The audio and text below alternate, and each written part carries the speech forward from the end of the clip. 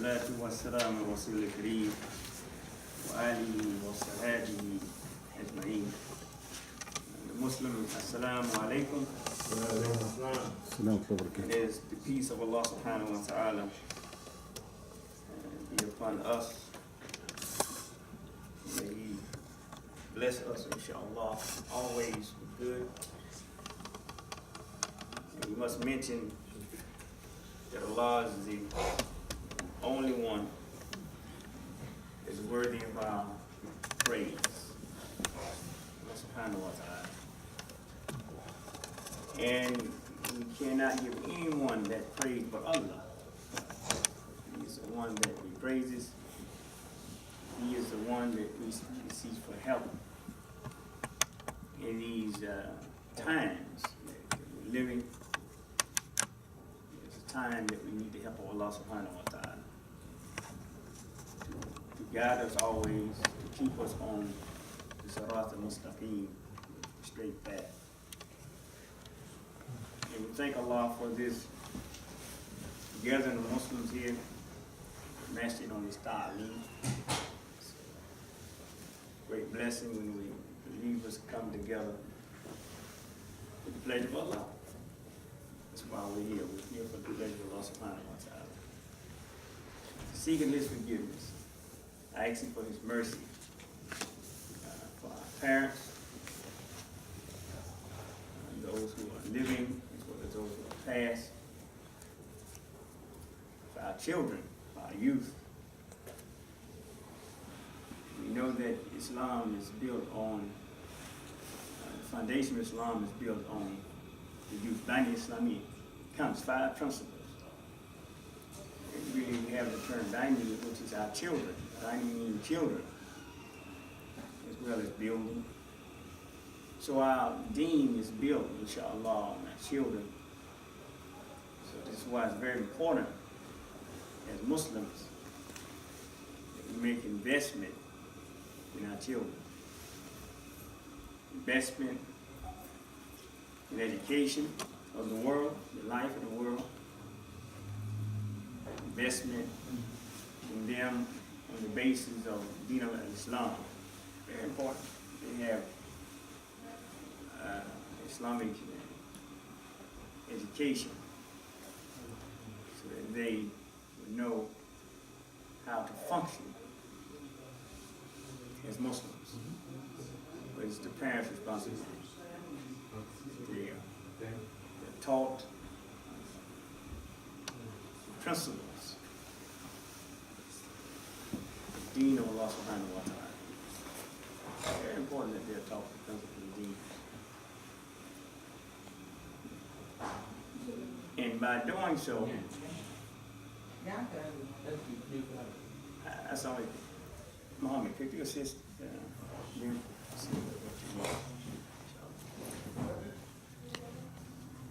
Very important that we educate them properly on the basis of Deen, on the basis of Quran. And this is one of the futures that the efforts that we have here in this masjid. Quran, learning Quran, not just reciting, but learning correct pronunciation and meaning, especially meaning, so that we can know exactly what is the command of Allah subhanahu wa ta'ala to us. Learn the meaning of the Quran. And like anything, if we put the proper effort toward that, inshallah, Allah will bless us to achieve our goal. So we can understand exactly what He's telling us. And notice I said not what He's trying to tell us. Sometimes in our conversation, we say, well, Allah is trying to tell us this. Allah is trying to tell us that. No, they're Muslims. Allah is telling us what He wants us to do, what He wants us to know. We have to strive to understand it, and more than that, implement it in our lives, so that we can find that life of the Muslim the Quran. You can see that Quran in the life of that Muslim. And you can say, well, that brother, that sister, that Muslim, that family, they are following Quran. Because we see the implementation of the applying of the teaching of the Quran in the life of the Muslim. And that should, inshallah ta'ala, bring forth to us a change in our lives. Our lives should become better. We shouldn't be the same. When we hear the message of Quran, that the power of that message of Quran should change our lives. Should change our lives. We're no longer John Smith, where we become Abdullah, for instance. We become Abdullah. And we know Abdullah is that male servant of Allah. So our whole life changed. Our thinking, even our dreams. We begin to have different dreams. Why is that? Because now we're letting proper understanding come into our minds. So when we dream the proper way. We dream on Iman, on faith. In our dreams, we're saying, Astaghfirullah. In our dreams, when something is happening to us, it's negative. Because of the message of the Quran, the message of the Deen have came into our minds, now we are saying, Astaghfirullah, and even in our sleep. We're falling, and you know, we dream many times we're falling from the cliffs. And we're falling off of the mountain. And as we descend and begin the descension and the falling to our death in our dream, we begin to say, Allahu Akbar, Allahu Akbar, Allahu Akbar. So our dreams become different. Our dreams become Deen. And before we hit the bottom, Allah Ta'ala blesses us to come awakened. And we realize that if we hadn't woken from the sleep, we would have been dead automatically. Upon realizing that, coming out of our sleep from that dream of falling, we say Subhanallah. Yeah, we say Subhanallah. So Deen should have an effect on us, the Muslims, where our life completely changed. We should have more regards for each other as Muslims. We should have more regard for non-Muslims. We should have more regard for the Bani Adam. Because as you know, this Quran didn't just come to the Muslims, though alhamdulillah, Allah has blessed us to pick up the Quran. But the Quran came as a mercy to the whole humanity. Because everything, especially the human being, can find guidance in this Quran. So we have, and Allah is merciful, the best creator. He didn't create us and just leave us alone. He gave us a guidance. So that he wants us to be guided, and we will be guided if we follow the guidance. His mercy. This Quran that can bring us from the brink of the fire. And alhamdulillah, many of us, we know about the fire. We know that it burns. And it consumes and destroys and breaks down. out of his mercy and his compassion, he just let us get burnt a little bit to know that it burned. And he saved us with the Quran. Alhamdulillah. Life changing. This Quran changes your life. And you might can't say that if you never was in the Da'aleem. If you never was in the Ghafla. In the Ghafla you might can't say it.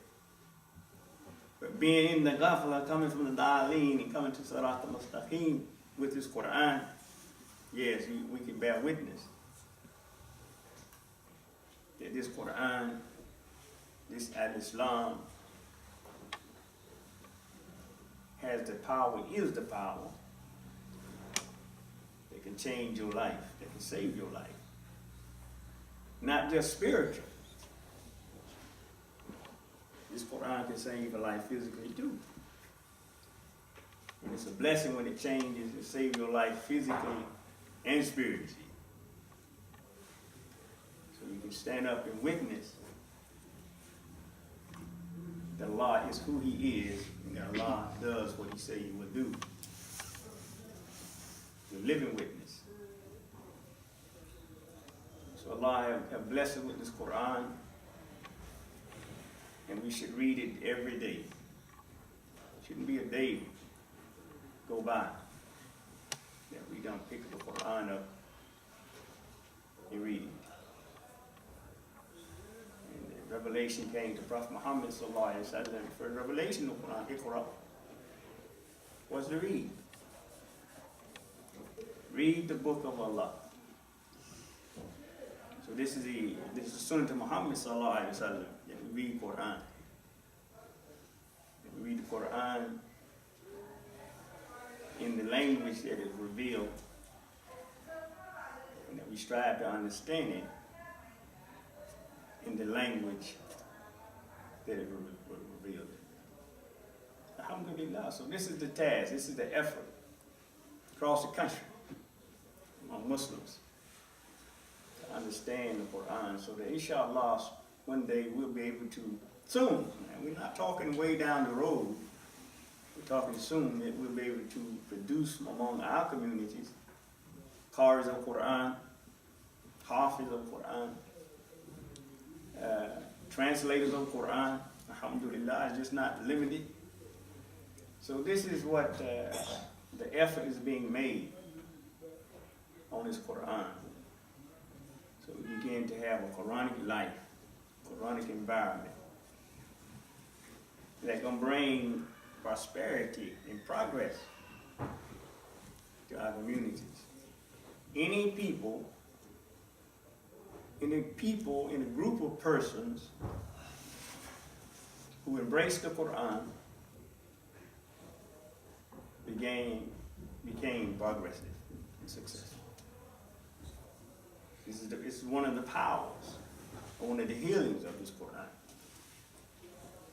If you don't believe me, just study our history. Study the history to where when Quran came to the people and they embraced the Kitab of Allah subhanahu wa ta'ala, they became a progressive and successful people. Alhamdulillah. So we should get ear to what I'm saying to us. Progress can come to us, and we're going to be progressive upon embracing this Quran. Very important. And it's a blessing. What we're looking for as the Quran is concerned, we have people who say, I can't read, I can't comprehend. And inshallah, they give time for the effort of learning the Quran. And they begin to read. They begin to say, Ba, Ta, Bismillah. This is reading Quran. This is reading the Quran. So now we're seeing a success. And we're learning, now we're seeing the easiness, how easy. And the brother was in our class this morning, short session he had, but superb. Light just going off. All kind of lure, just boom, boom, boom, boom, boom. SubhanAllah. This is Allah's book of the Quran. He revealed it. And he said, Allah say, He'll protect it. And gonna make it easy. So just in this one session, how many lights going off? Just imagine if we give some years to this. With sincere heart. How much more do we think that Allah Ta'ala will bless us to see? And bless us to produce? And bless you and I to bring, like our forefathers did, humanity, culture, civilization, and learning. Once we give some honest heart to the study of Allah's revelation. Lights don't go off. Lights don't go off. It's, in this Quran, Allah say that it's a healing and a mercy. It's a knowledge in this Quran, I believe, there's no doubt about it.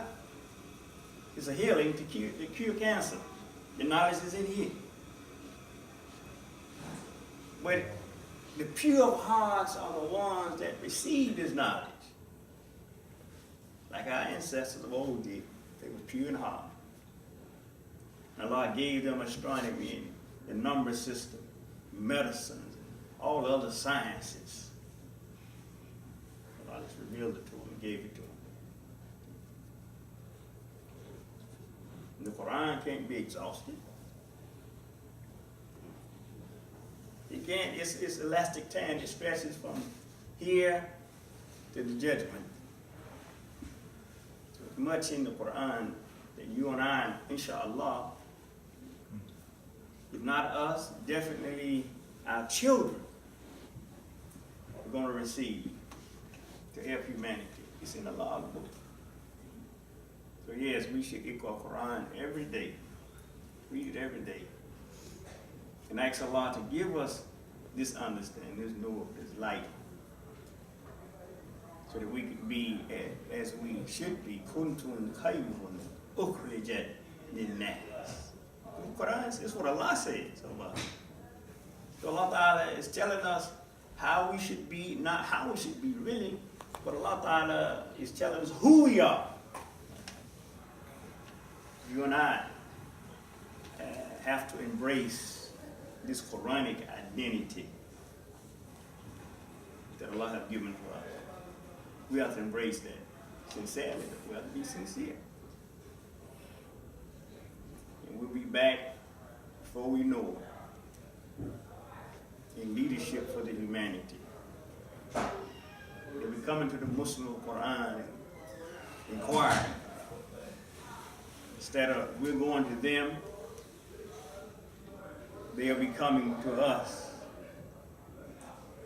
as they should be, as it should have, as it has been in the past.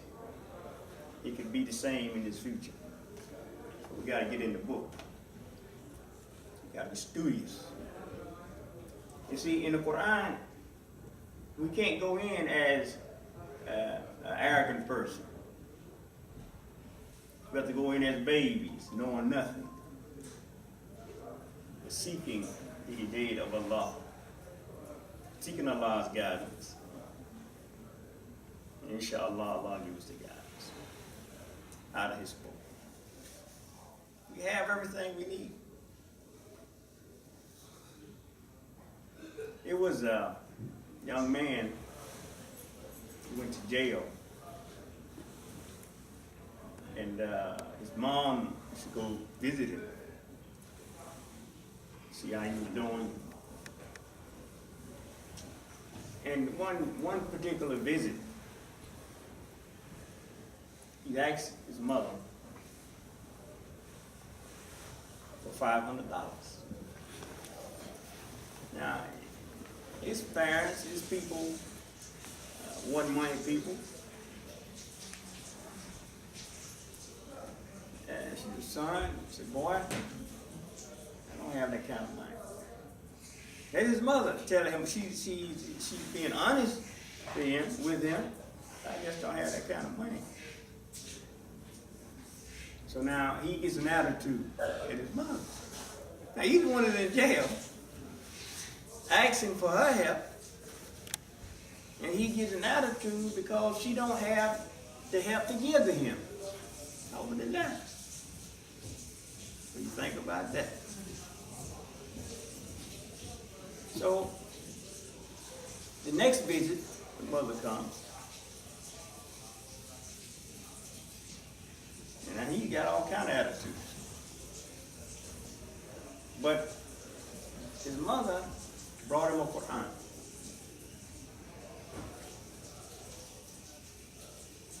And she told him, she said, now boy, like our parents tell us, and she was sincere. She said, boy, I want you to read this book right here. Now he got an attitude already. So you say it on his breath, I ain't reading the Quran, I need $500, I asked for $500. You know, he's talking on his breath because of his situation, his predicament that he put himself in. He has an attitude at his parents. And she said, well, anyway, I'm going to leave this book right here to you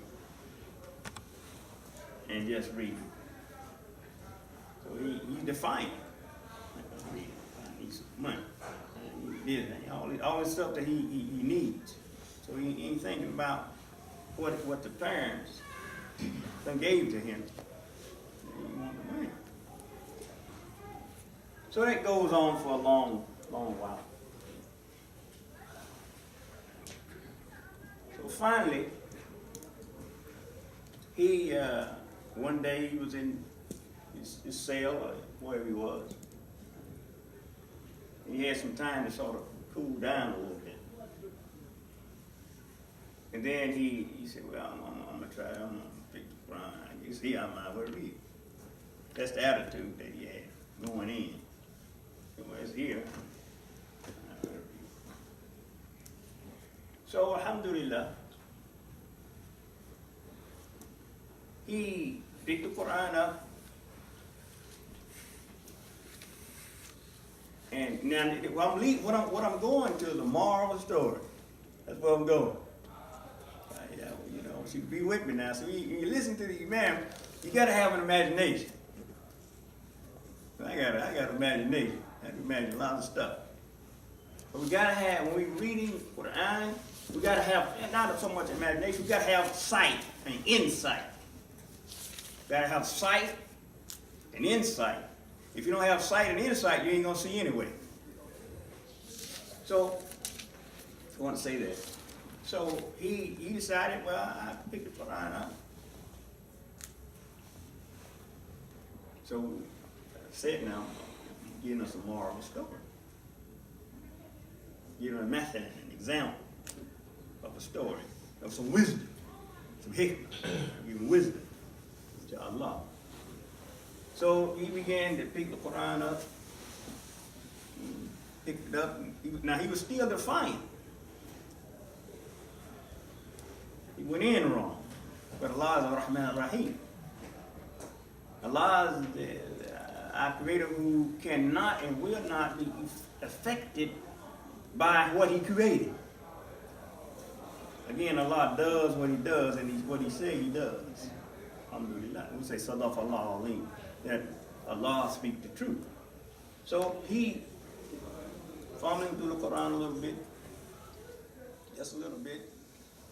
Then his heart is getting a little softer. So the next time he needed that he would actually read the Quran, read it. So he opened up the Quran, he opened the Quran up to Iqra, right? To read it. Guess what happened? $500 in the Quran.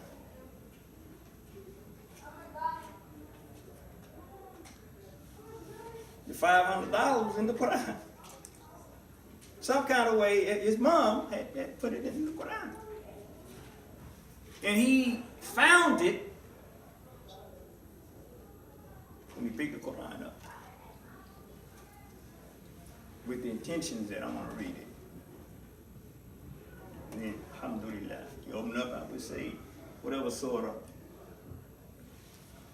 it was, he went to that surah, it's $500 in it. Now we're saying we're talking a moral story. So the point of the story is that what he was looking for,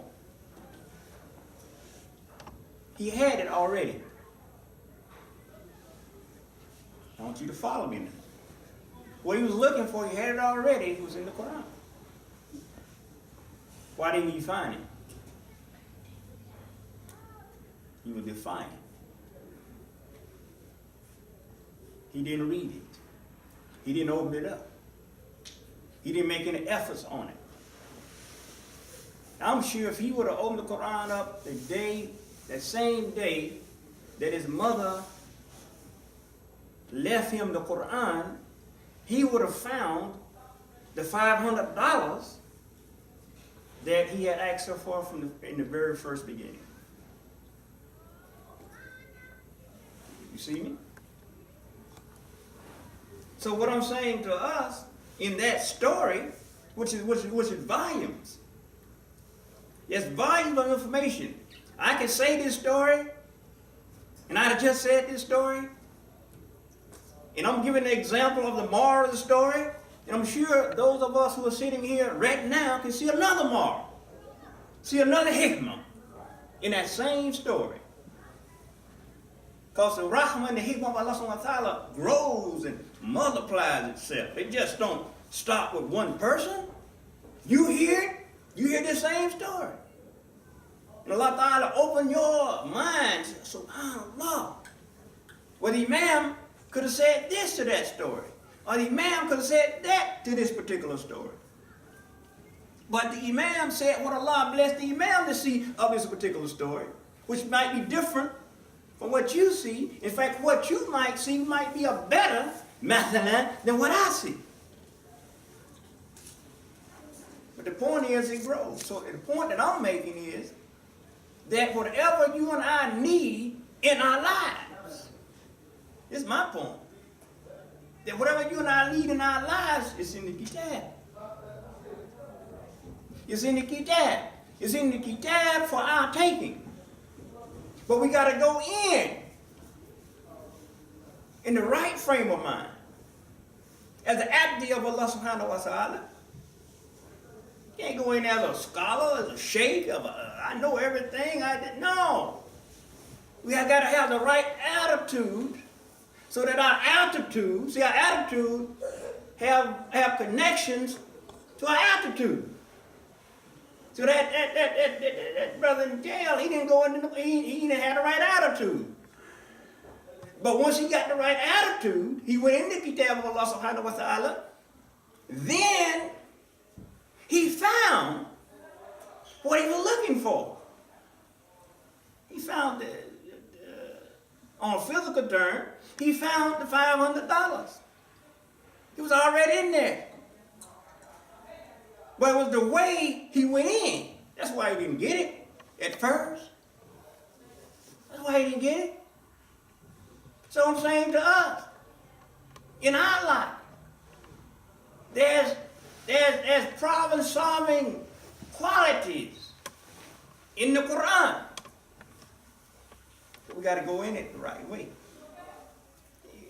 It's there. It's really there for our taking. Yes, it's in the healing properties that's in this Quran is in it for you and my taking. But we got to go in it right. And Allah Ta'ala will give us what we're looking for. It's in here, brothers and sisters. So like that brother in jail, he realized A lot of information came out of that. I got to go in this book in the right frame of mind. He said in the Quran, say you can't touch it if you ain't clean. Can't touch it. And really, some of the imams say that you have to, you can't touch it if you ain't clean in your mind and in your heart. Or you won't understand it because of your attitude. You can't touch it. You can't touch the hidayah. In fact, you won't receive the hidayah that's in it if you don't go in with the right frame of mind. But if you go in with the right frame of mind, every problem with this kitab, this book, this Quran, will be solved. We got to go in right. And you'll find what you're looking for, because it's already in here.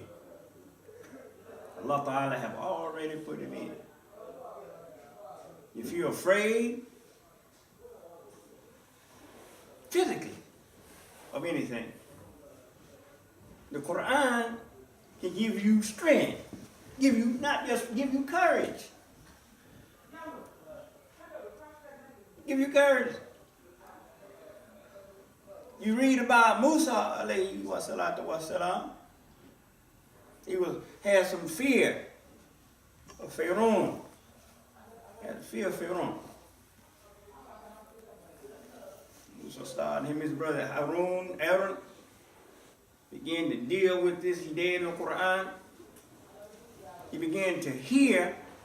See, let's say this, when you're reading the Quran, Allah is talking to us. And when we were reciting the Quran, we were talking to Allah. So they began to listen. Harun and Musa, Aaron, Moses, began to listen to the speech of Allah, the Kalim of Allah. Began to listen to the speech of Allah subhanahu wa ta'ala. And from that, he got some courage. He was afraid. He was afraid of several things. He said, well, he was saying, well, my speech, I have impediment. In my speech, I can't talk well. I can't talk well. And I'm afraid that he won't understand, the Pharaoh and others won't understand what I'm saying, or they'll laugh at me, or whatever it may be.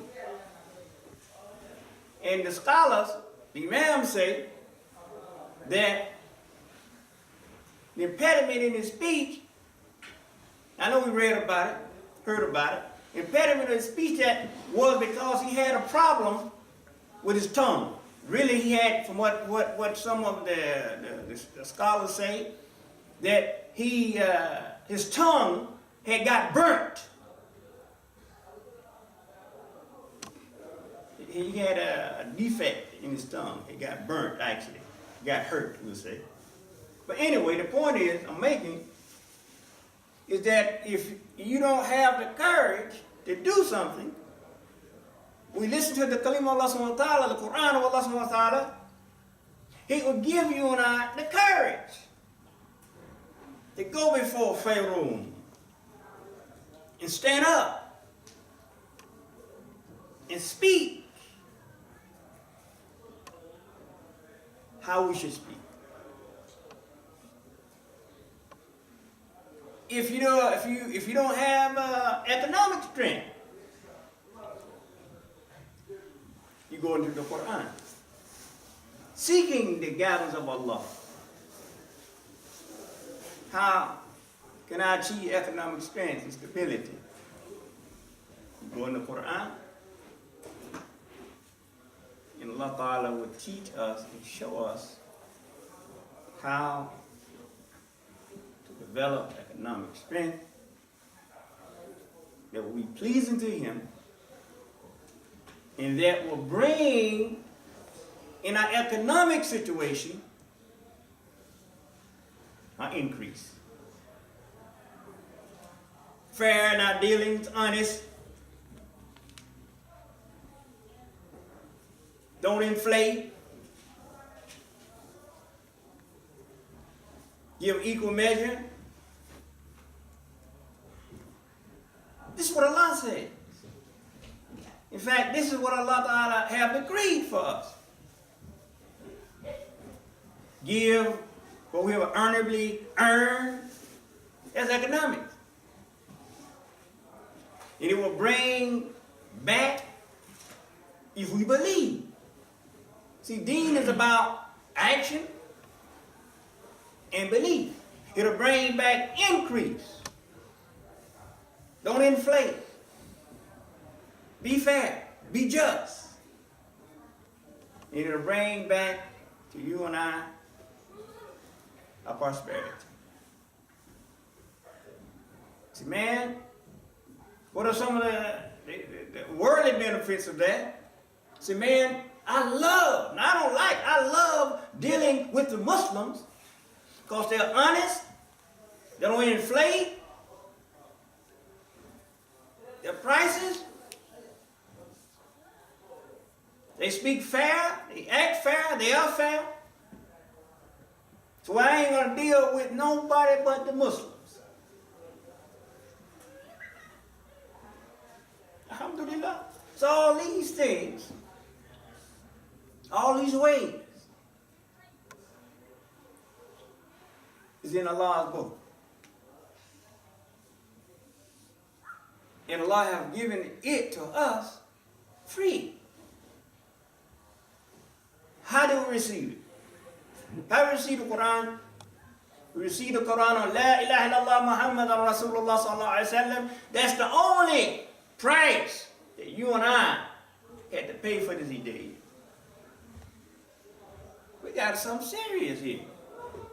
We got something serious here, brothers and sisters. So we should be more of a serious people. Yeah, Allah has given us all of this book.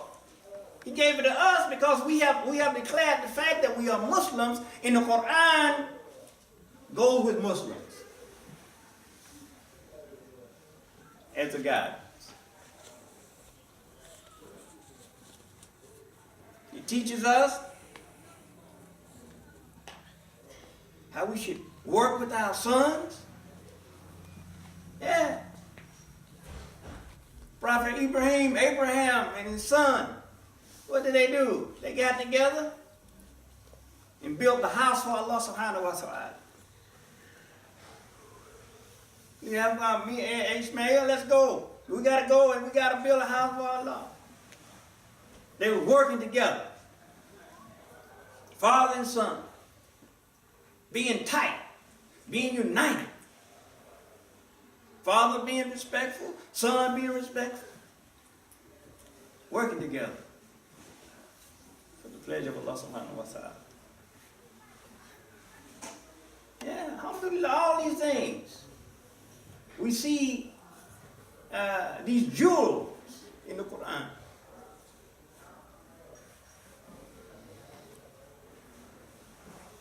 Teaches us, the Quran, how the family should be. Say that the Quran says clearly. Man is provider and maintainer. Because Allah have given one a little more strength than the other. So a brother sort of weak and whatnot, he when you read that, man, you the provider and maintainer, it gets you together, it gets you in the right frame of mind. So wait a minute, hold up. The Quran have given me my position in life. So I got to begin to measure up to that. So I got a little more strength. There's no male dominance, male chauvinism in Islam. That ain't much from Islam. You got a little more strength. You got a little more physical strength. Normally, the man is a little stronger than the woman, physically. She got a mind just like you got a mind. Don't the male and the female say, Ashhadu an la ilaha illallah, Ashhadu anna Muhammadur Rasulullah sallallahu alaihi wasallam? It's no male kalimatain. It's kalimatain. Ain't no two different kalimas, one for the sister, one for the brother. The kalima is the same. Alhamdulillah. So it's teaching us our responsibility. And we have a physical strength. We're physically stronger. We're not necessarily all the time mentally strong. We got some strong mentally minded women, sisters. And you got some, they're so strong and hard. You see that. If you were trying to go around the Kaaba and you like you can't move, you're going to get knocked down. Sister will knock you down. Because she's just like you. She's there to please her Lord. I'm telling you, little sister like this, little lady sister like this, circling Kaaba, and you can't get out the way, they're going to move you out the way. So you got to go. So we see all of this. All this guidance. See, everything in the Quran is guidance for us. But it is how we see it. If you don't see the guidance, it won't guide you. You have to see it. Again, if you don't see the guidance, it won't guide you. And we can reflect on the Quran again. A couple of years ago, non-Muslim minister down in Florida declared that he was going to tear the Quran up. Alhamdulillah, for those who can see Quran, it was just right after Ramadan when that came about. So really, that part was a test on the Muslims. Because we have read just before that came out, Allah said that He will protect His book. Yeah, we had already read it. I know we read it. I know I read it.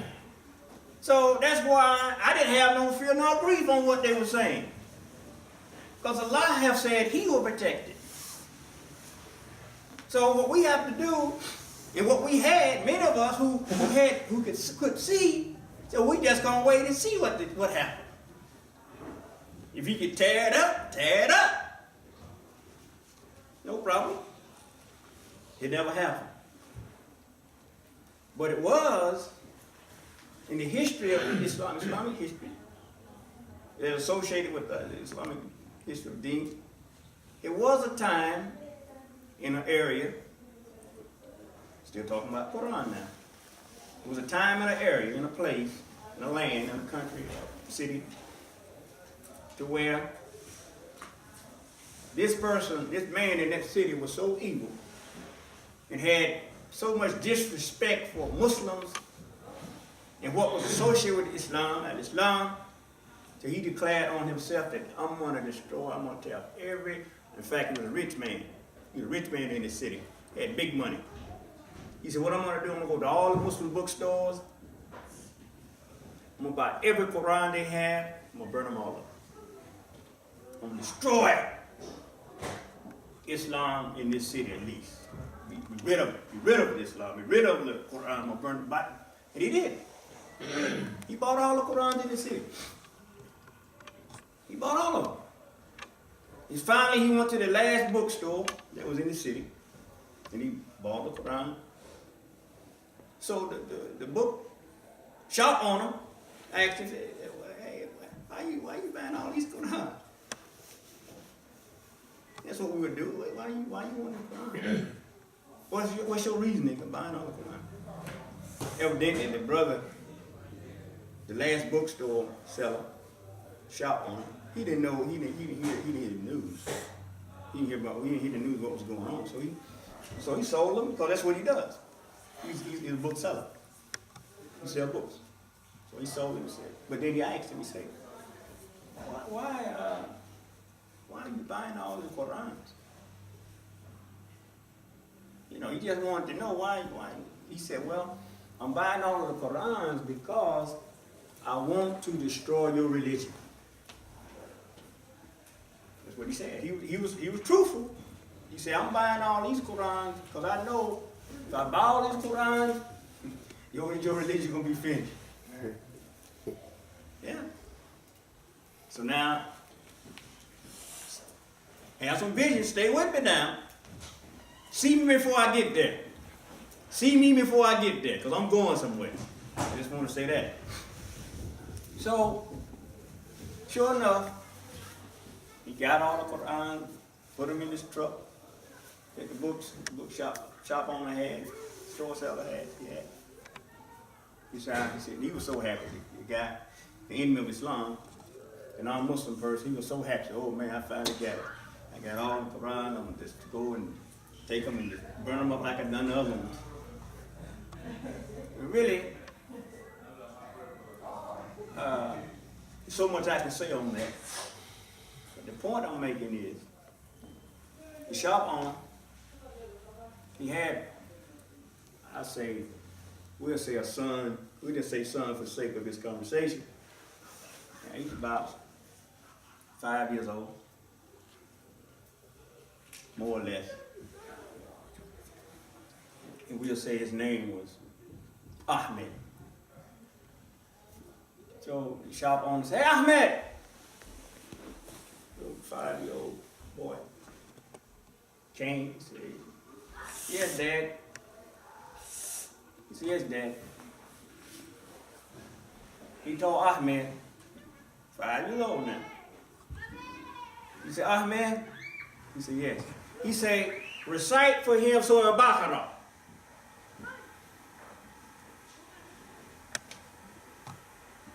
He told Ahmed to recite to the guy that bought all the Quran, Surah Al-Baqarah. Ahmed went with it. He started reciting Al-Baqarah.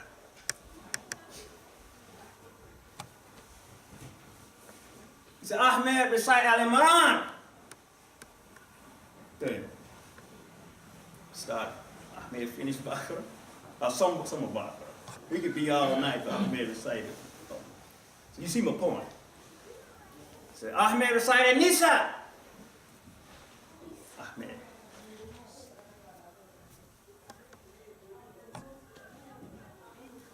And the book, Salah and his son, made such, well really, this is Allah subhanahu wa ta'ala really doing what he does, working through what he has created, his creation. He made such an impression on that enemy of Islam, or really an enemy to himself really, that he was so much impressed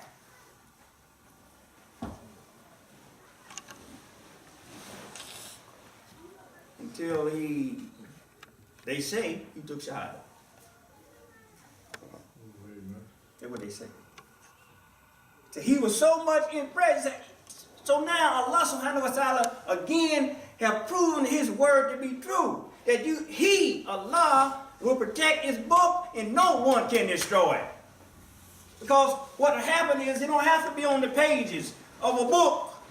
Allah subhanahu wa ta'ala can write it in the hearts of his creation, of his human being. And they begin to just spit it out. Word for word. Every factor, every haruf mentioned correctly. No mistakes. You mean to tell me that ain't enough to impress somebody that have anything to stand up and say, "Ashhadu an la ilaha illallah wa ashhadu Muhammad Rasulullah sallallahu alaihi wasallam." It's a real story. If we just reflect a couple of years in Florida, the same thing happened. They would set and destroy the Quran physically, personally. I have seen in my own life persons who wanted to tear the Quran up, who had it in their hands. In their hands, they were so mad at Muslims that they figured that if I could just tear this Quran, it'll do something to you. It's gonna reverse. It's not gonna. What it's gonna do is increase the faith of the Muslim. It's not gonna weaken the faith of the Muslim. And he tried to tear the Quran up. He was pulling the Quran. He was pulling the pages. He couldn't rip it. He couldn't rip it.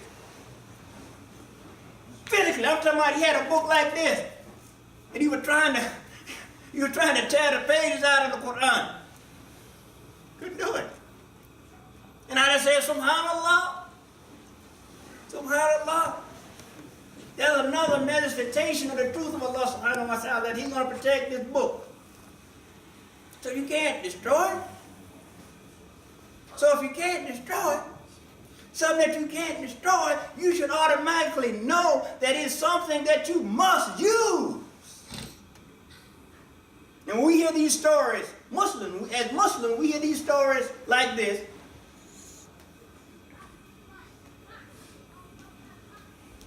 We be inspired. Our faith should be increased. Because now we're seeing the truth of what Allah said being manifest, becoming alive in our life. That's how we have to see these things. Allah is showing us the reality of what we have read. He's showing us that reality in our own life, where you and I can see it. Not only can we see it, but many of us have experienced those kind of situations where people have tried to destroy the Quran physically in our face. And we just sit back, go ahead, do what you can do. Do what you do. I have faith in Allah. Can Allah show us His believer, those who believe in Him, His power and His will. So that should increase our faith. You share this with me.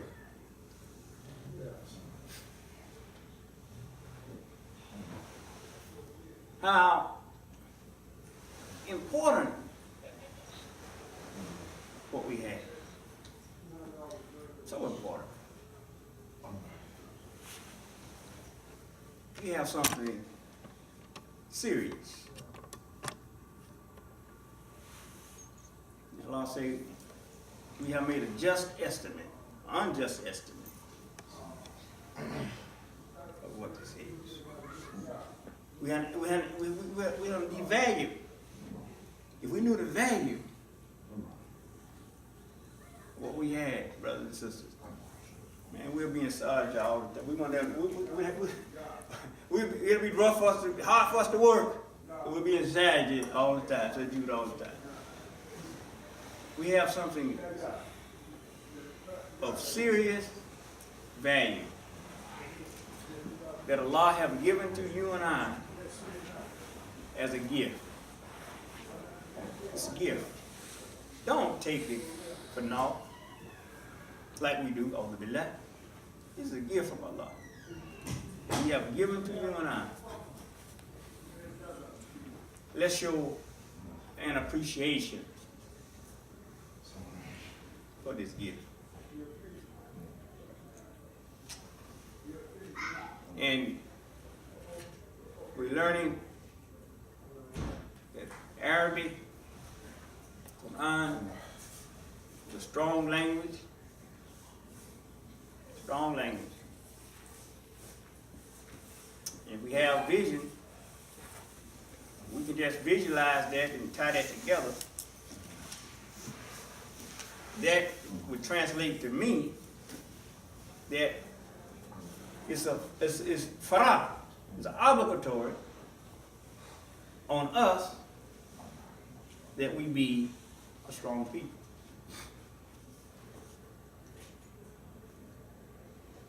It's an obligation. And the man was talking about one Juma about just some of the alphabets that we have in the Quran, that we speak in volumes of information to us. We have to see it. So that's why we got to have imagination. We got to be looking for the hikmah, the wisdom. We have alif, first letter, Arabic, first letter. And that is an upright letter. Aleph is always written up, vertical. Always written vertical. That's the rule. To write Aleph, you're learning Arabic, you're learning the writing, you start writing slant, instructor's gonna hit your hand. Boop! No. Write it upright. Write it straight. Right? This is written straight up. That's how we should be, Aleph. It's straight up and it brings together. Brings together. So we should be straight up, upright, and we should be together. Should be together. Straight up. You know, if we walking, and I know back in the days we used to walk with a little slant. That's a burden. Used to walking with a slant. It's hard to get upright. You have to you feel uncomfortable. If you sit in your chair like this all the time, and they say straighten up, it's gonna be hard on you. It's gonna be uncomfortable.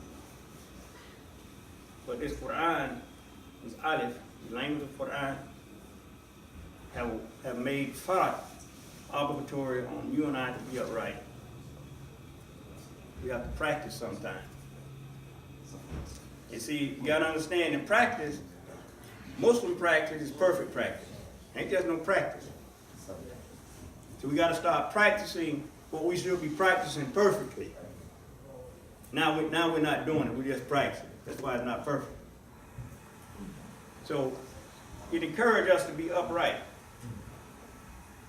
The language of Quran, the alphabet, the diacritic marks, and etc. in the Quran actually to be upright.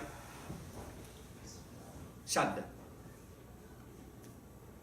A scene. Let's think about that. Have a little imagination. I'm talking about uprightness and strong now. When you want to show how strong you are, you do this here. Your brother grab your arm, you pump it up a little bit. Brother, got a little something. Got a little something going on in there. You know sometimes, brother, and they be sizing you up. You know, hey, brother, see what you got there. Then what you do, you pump it up. Oh, I didn't know you had that. So it is encouraging you, the Quran, the Arabic, to be strong. And it is also encouraging us to be charitable. Or you need help. Now you got ba in Arabic in the Quran. Actually, just if you don't be given something, if you don't be given a fatha, another mark, you can't make a sound. You're up.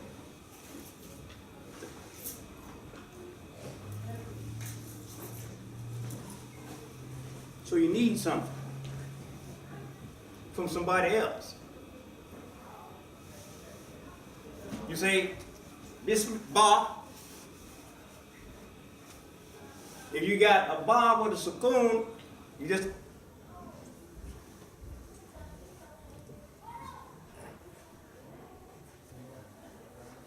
and then you're giving something, you're giving a fatha, a kasra, or a dhamma, and you can make a sound.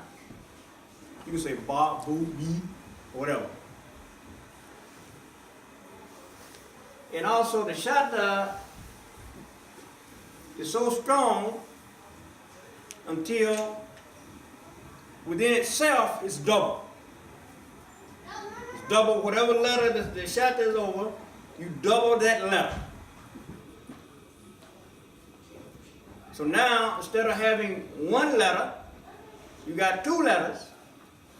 But look at this. When you have that, you're always looking to share. When you have double. When you have double. For instance, you got this lamb, two lambs. You got a shotgun, that strong thing. So automatically, what you do is you give one of those that you have to somebody. So what would happen would be, you got Bismillah right here. So you got Bismillah. You would take one of these lambs and give it to this B.I. You would give one. You would give one. So this is teaching us, if I got a tool of anything, I should see the right of my brother in it. I should see the right of sharing my surplus, what Allah Ta'ala have blessed me with. And it goes both ways. So we see all of this. It's much more. And I'm sure you see more than I see. I'm just seeing what I see. And if you see what I see and plus what you see, that's what our Prophet Muhammad said. He said a wise man is one that take his knowledge and take his knowledge, take somebody else's knowledge as his knowledge, along with his knowledge. That's a wise man. That's what he said. That's what he said. That's what a wise man does. So all this whole Quran, this whole Deen of Islam is pushing you and I toward proper growth and proper development. But we got to get proper. We got to get right in our understanding so that you and I can accept. And not only accept, see, we accept a lot of stuff. But with this Quran, we have to accept it and implement what it's teaching you and I in our lives. And then what happened, they'll be saying, man, you know, it's a new people on land on planet Earth. Who are these new people? They are those people who have been made new by accepting the revelation of Allah subhanahu wa ta'ala. Yeah.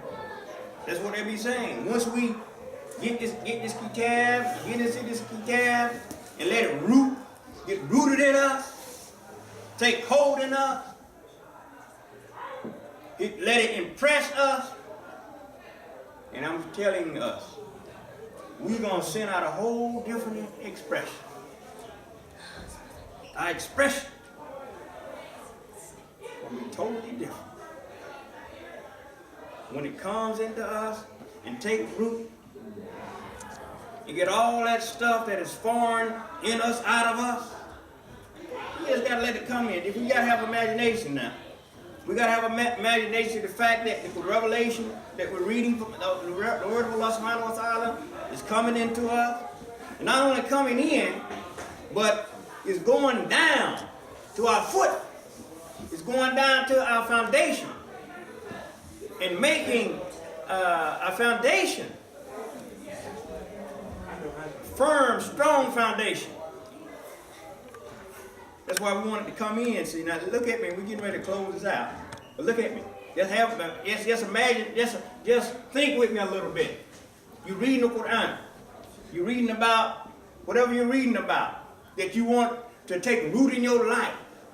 Just imagine it's coming in. It's coming through here. That's where it comes in. It's coming in here in the ears. We're hearing, we're listening, we want to hear. And then it comes in and it goes all the way down to our feet. Go all the way down. Just imagine now. And it starts stacking.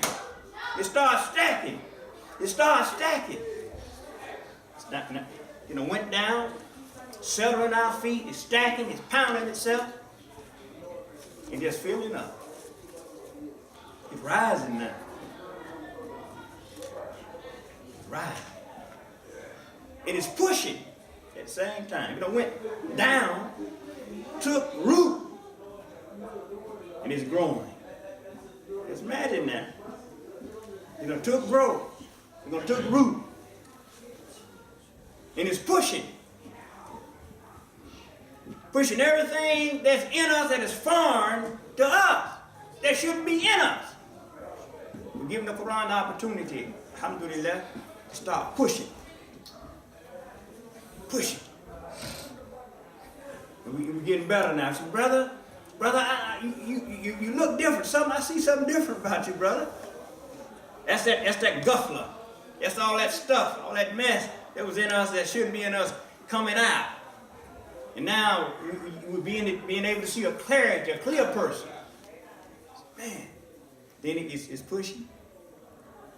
And sometimes it get right here. Push it. Well, get right here. It don't get to the heart. Stay right here. Can't do that. We got to let it keep coming. We got to let it get to the heart. Got to let it get to the heart. And push all that out of the heart. Then we'll be free. Then we'll be free.